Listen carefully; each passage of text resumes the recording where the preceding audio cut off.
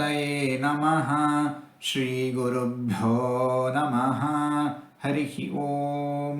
ನಮಸ್ಕಾರ. ಓಂ ಬೀಜಾಯ ನಮಃ. ಸಂಕಲ್ಪ ಮಾತ್ರದಿಂದ ಸರ್ವವನ್ನು ಸೃಷ್ಟಿಸಬಲ್ಲ ಸರ್ವಸಮರ್ಥ ಭಗವಂತ.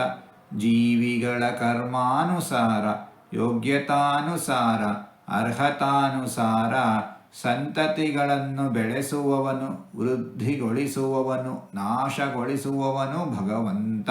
ಕಾಮನೆಗಳನ್ನು ಉಂಟು ಮಾಡುವವನು ಭಗವಂತ.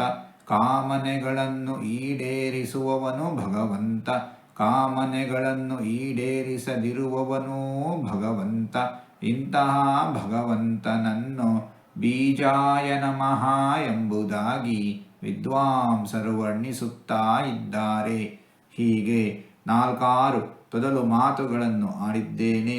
ಇದರಲ್ಲಿ ಏನಾದರೂ ತಪ್ಪುಗಳು ಇದ್ದರೆ ಆ ತಪ್ಪುಗಳನ್ನು ಬಿಟ್ಟು ಒಳ್ಳೆಯದು ಅಂತ ಏನಾದರೂ ಇದ್ದರೆ ಆ ಒಳ್ಳೆಯದನ್ನು ಮಾತ್ರ ಸ್ವೀಕರಿಸಬೇಕು ಅಂತ ಹೇಳಿ ಪ್ರಾರ್ಥನೆ.